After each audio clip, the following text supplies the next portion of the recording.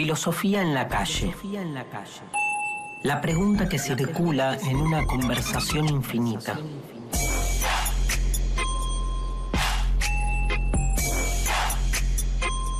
La filosofía que vuelve a recuperar su vocación originaria. La pregunta por el porqué, irrumpiendo en una plaza, en una calle, en un río, pero sobre todo con el otro.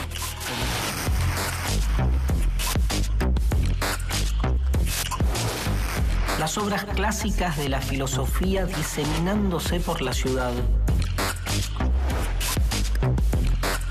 para que cualquiera se apropie de sus ideas y, si quiere, las incorpore para pensarse a sí mismo desde diferentes perspectivas. Pensarse por fuera del sentido común establecido.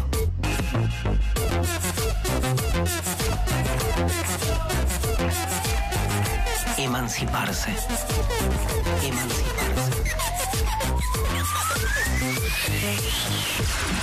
En Totalidad e Infinito, Emmanuel Levinas piensa el gran ausente de la tradición filosófica occidental. El otro.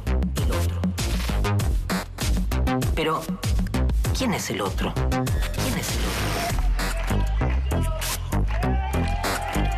¿Lo puedo conocer? ¿O en el momento en que lo abordo, lo pierdo?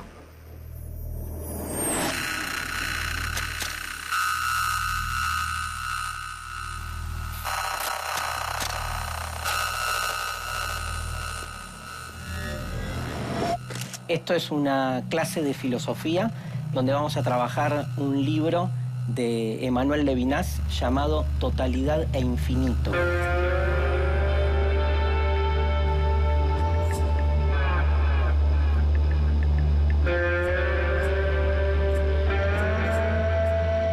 Levinas es el filósofo de la otredad. Su tema es el otro. Otredad es una palabra, digamos, un neologismo, una palabra inventada en la filosofía que surge del concepto del otro. A Levinas le interesa, por sobre todo, ese tema, entender nuestra relación con nuestros otros. La palabra otro es una palabra que parece que la manejamos todo el tiempo, ¿vieron? Y que si yo les dijese a ustedes, saben cuando digo el otro, de quién estoy hablando o qué estoy diciendo. Cuando pienso y expreso la palabra otredad, parecería que todos sabemos de lo que estamos hablando. Pero cuando les pregunto, defínanme qué es un otro, se vuelve más complejo.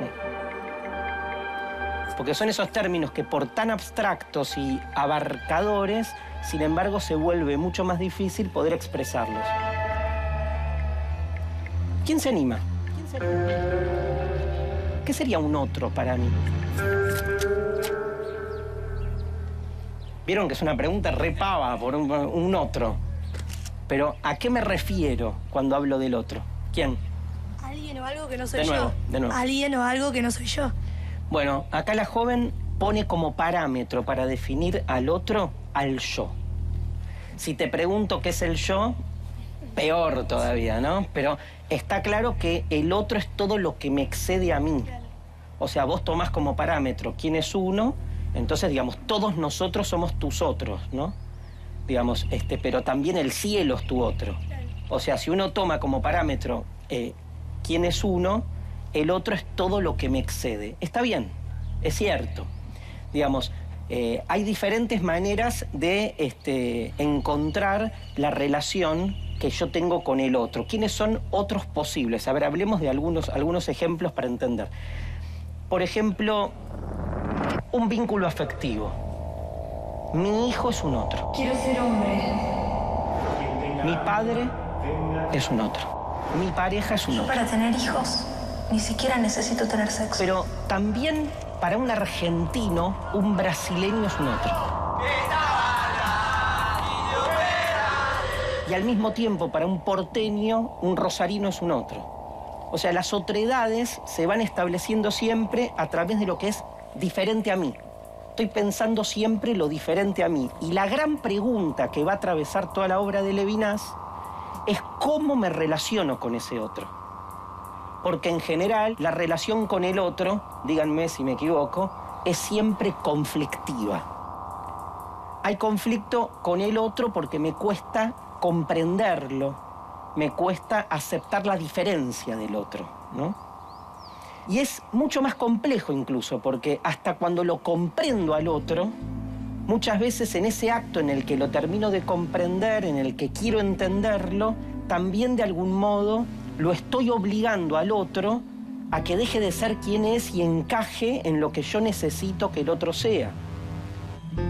Algo que pasa todo el tiempo. Bueno, la relación de los padres con los hijos es notable. Hola, padre. Buenas noches, señor Fuster. Te presento a mi novio. Gracias por la invitación. Me dijeron que le gustan los dinosaurios como a mí. El padre, en general, quiere que el hijo sea lo que el padre supone como modelo de realización personal. Es muy difícil que un padre a un hijo le diga, hijo, hace lo que quieras. Hola, papá, mamá. Mariana, mi novia. Hola, ¿cómo le va, Carlos? Buenas noches. Entonces, a la filosofía, cuando entiende estas complejidades y estas paradojas, decide definir al otro de un modo muy particular. El otro es un otro porque no me cierra. Porque no me cierra. No tengo manera ni siquiera de definirlo con palabras, por eso lo pongo en ese lugar de tanta alteridad. Levinas dice de una alteridad irreductible, o sea, es tan otro que es imposible que yo lo asimile, que yo tenga vínculo.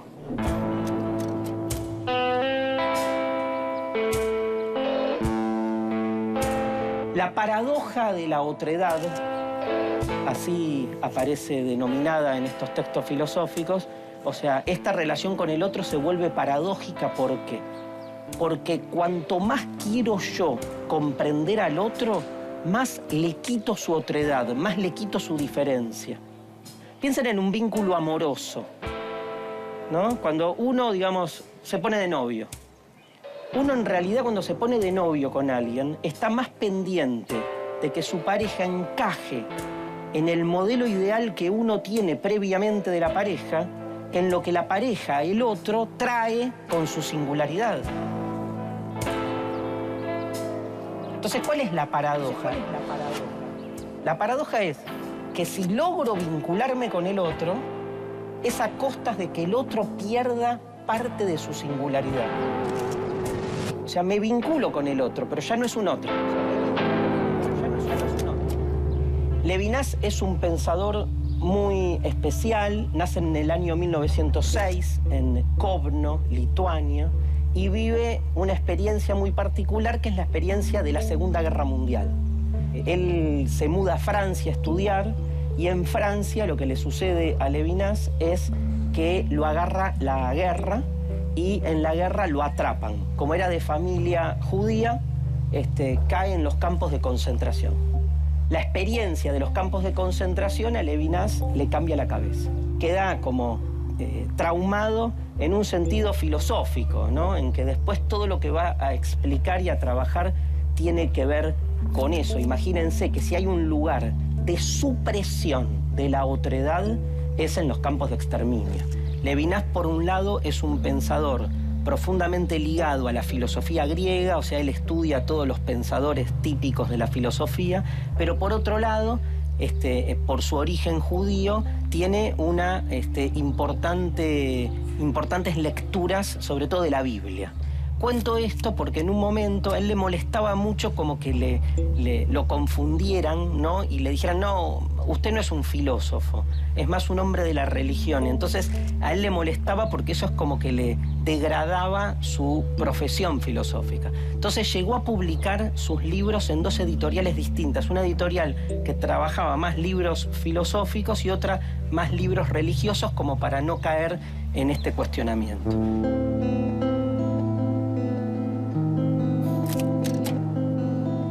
Totalidad es una palabra que remite a algo que es un todo completamente cerrado.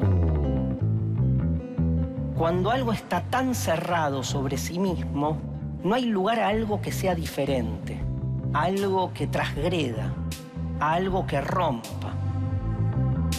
La palabra totalidad del título a lo que refiere es a que cada uno cree que su propia verdad, sus propias ideas son las únicas. Las totalizamos. O uno cree que primero está lo suyo y después está lo del otro. Pero se totaliza a sí mismo. Por eso el libro se llama Totalidad de Infinito.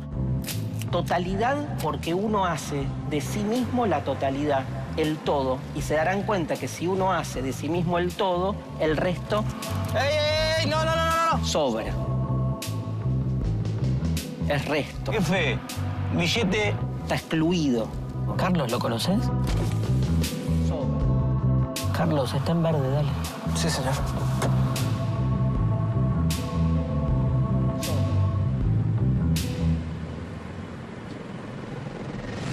Ahora, ese resto, Levinas lo llama infinito. Porque ¿de dónde viene la palabra infinito? Es un diálogo con la filosofía previa a él, sobre todo con un pensador francés llamado René Descartes, que había, en un libro llamado Las Meditaciones Metafísicas, había pensado la idea de infinito como la idea de lo que siempre me desborda. Descartes decía, hay en nosotros la presencia de algo que no es propio, que el infinito. Todos podemos pensar el infinito. Y sin embargo, siendo nosotros seres finitos, está claro que si nosotros podemos pensar el infinito, no pudimos ser nosotros la causa de ese pensamiento. O sea, la idea de infinito es una idea que desborda nuestra finitud. Qué extraña paradoja poder pensar el infinito siendo finitos. Bueno, el infinito para Descartes es el otro. Quiero decir, yo puedo hacerme la idea de quién soy yo, de mi propia mismidad, y sin embargo, siempre hay un otro que irrumpe y me exige, me saca de mí mismo.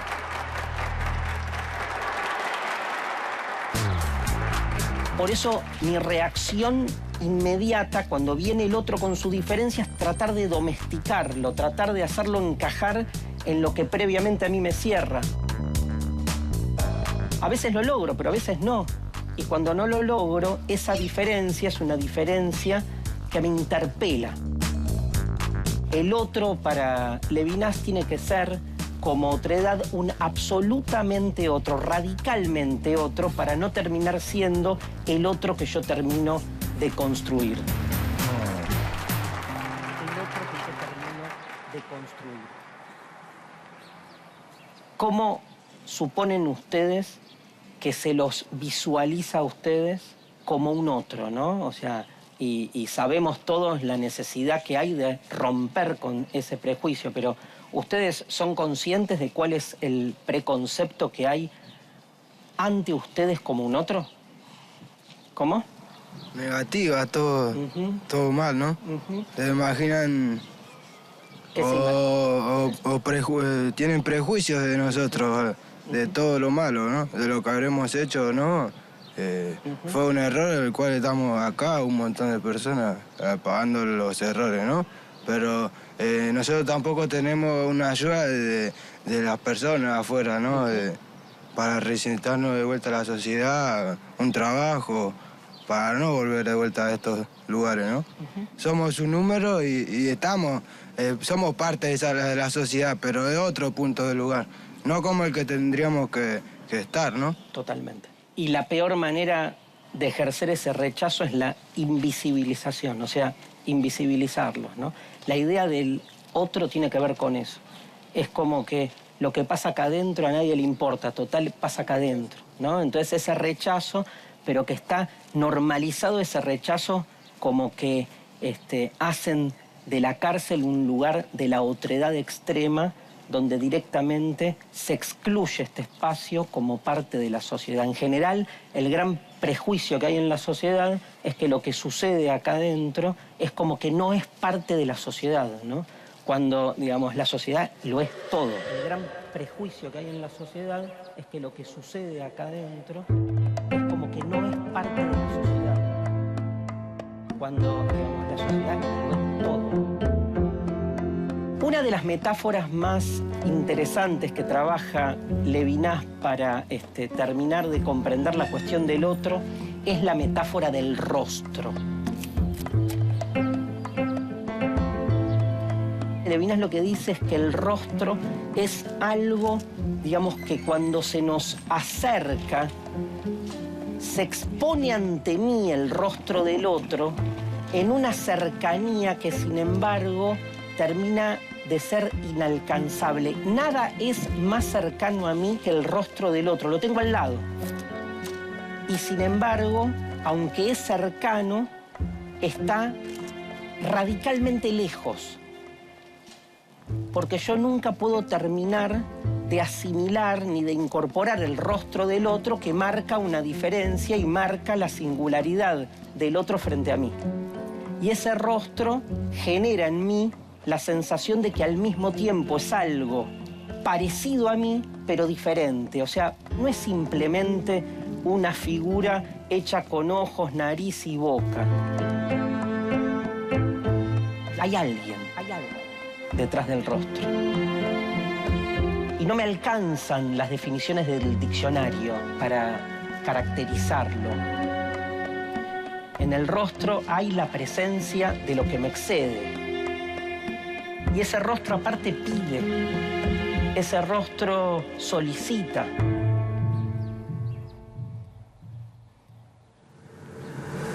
Dice Levinas que las figuras que mejor caracterizan a la otredad son las figuras de la debilidad, unas figuras que trae de la Biblia: la viuda, el huérfano y el extranjero. 3 figuras en las que faltaba el sostén, ¿vieron? A la viuda le faltaba el sostén del esposo, que en ese momento era una sociedad en la que el hombre de algún modo era el administrador y el que era el sostén de la familia. Al huérfano le faltaba el padre, y tal vez la figura más emblemática de la debilidad era el extranjero. El extranjero porque le faltaba el sostén de su patria, pero aparte la palabra extranjero es una palabra que excede una nacionalidad. El extranjero es el extraño, es el que no es parte de lo común, el que no es parte de lo que todo el mundo hace, ¿no? El otro es siempre un extranjero. Por eso para Levinas el otro siempre es débil. Es débil porque yo decido que el otro sea un otro. O sea, el que nomina, el que le pone nombre al otro como otro, ejerce un poder. Por eso el otro siempre es débil. Y si es débil, dice Levinas, tengo una responsabilidad infinita. Você está enamorado de mi Ofelio, ¿eh? Frente al débil tengo 2 opciones. O lo destruyo o lo libero. Uno decide si es más importante uno o el otro. Si hay una prioridad del otro, estoy ejerciendo una responsabilidad infinita, dice Levinas, con la debilidad de ese otro. Pero lo que dice Levinas es que el otro, con su debilidad, genera en cada uno la posibilidad de darse cuenta que es más importante defender la otredad que priorizarse a uno mismo. Y en última instancia es una decisión. Decisión que cada uno puede tomar. Uno puede seguir siendo parte de su propia mismidad y priorizarse a uno mismo, o uno puede abrirse a la otredad. O uno puede abrirse a la otredad. ¿Qué pasa cuando uno se abre a la otredad? Viene lo más complejo.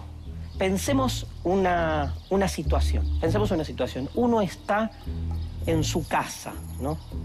Y llega alguien de afuera y toca la puerta de mi casa.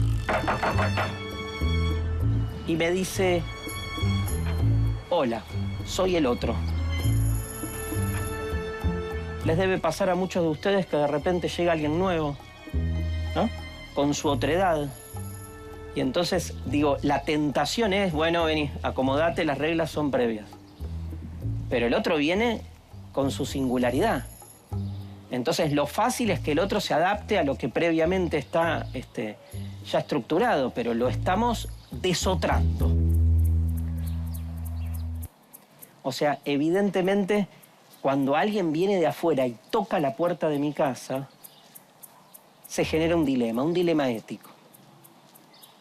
Más si el que toca la puerta viene a pedir y molesta. Si alguien golpea la puerta de mi casa y abro la puerta y digo, ¿qué querés? No sé, un poco de comida. Le decís, a ver, espera. Le das un poco de comida y el otro se va, se terminó el problema. Ahí no hay otredad, porque no hubo molestia. El problema es cuando el otro golpea la puerta de mi casa y me exige a mí tener que pelearme contra mi propia comodidad.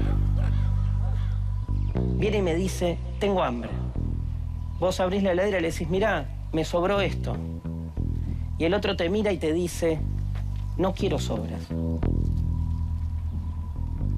Quiero lo que estás comiendo vos. Y vos lo mirás y le decís, pero es mi comida, ¿por qué te la voy a dar? Porque soy un otro. ¿Qué haces en ese momento? No se la das. Porque te priorizás a vos mismo, ¿no? Muchos de ustedes conviven las 24 horas y hay que ponerse de acuerdo, ¿no? Vos convivís con otras personas con las que por ahí tenés diferencias, pero priorizás el acuerdo o lográs aprender de lo que el otro trae con su propuesta, con sus diferencias. Digo, ¿soportás al otro o aprendés del otro? Y por parte hay que soportarlo y bueno, de todo uno va aprendiendo, ¿no? Qué sé yo, por ahí viene gente más grande y todo y hay que adaptarse también a respetarlo, tanto de la música, de la convivencia, del horario de la siesta y cosas que bueno, que uno la va respetando porque también quiere que uno lo respete. Tal cual. Por eso hay una categoría que es clave en todo este planteo, que es la de hospitalidad. Hospitalidad.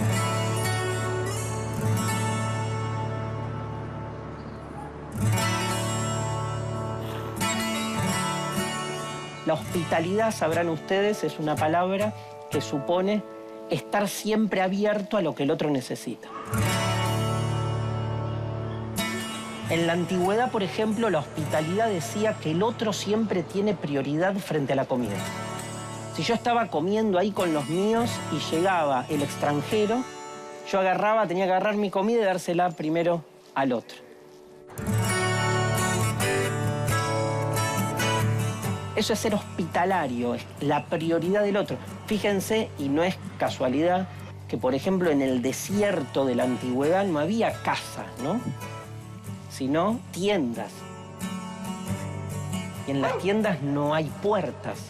La puerta es toda una metáfora del encerramiento de uno en lo propio contra la necesidad del otro.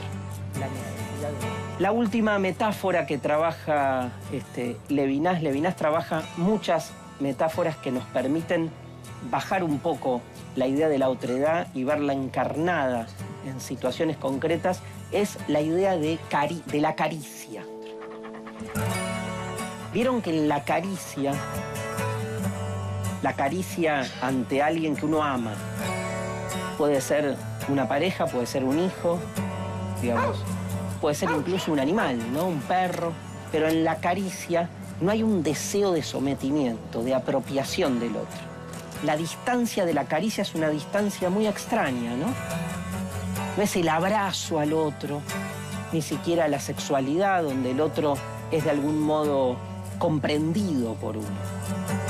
Acá en la caricia se genera una distancia y esa distancia es la que suma, la que hace que la caricia sea una caricia, porque no hay apropiación.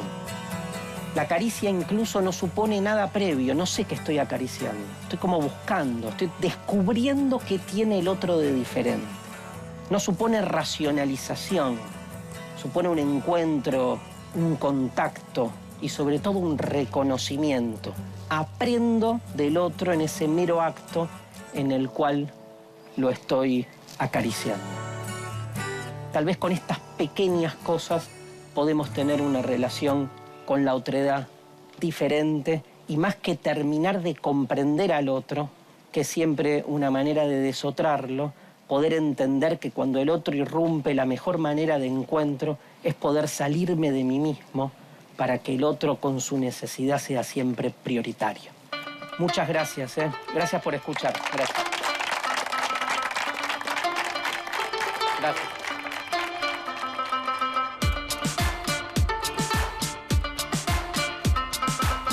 Me pareció muy interesante la clase, muy instructiva, muy integrador para que la gente que está acá adentro no se sienta tan excluida de afuera, ¿no? De la sociedad. Está bueno la diferencia y está bueno estar abierto a esa diferencia para justamente crecer y que el otro irrumpa y poder aprender. Y el sentido que le encuentro a la pregunta sobre el otro es que uno se envasa en uno mismo, ¿no? Uno incluye al otro a partir del yo, de mí. Para mí aceptar al otro es una tarea que deberíamos hacer entre todos. En la charla se habló de cómo a la gente que está en el servicio, en la cárcel, cómo se la excluye y cómo se la aparta. O sea, cómo no se incluye al otro, justamente. Nosotros tenemos muchas veces la oportunidad de escuchar así al hombre, ¿no? Como habló en este día, que habló muchas cosas de la filosofía sobre el otro y sobre muchas cosas más. Y nosotros todos los días no tenemos esa oportunidad. Podría ser yo mismo, el otro. Pues yo estoy en ese lugar también. Vengo a ser otro, ¿no? Ya, está bueno. Ser otro. ¿No?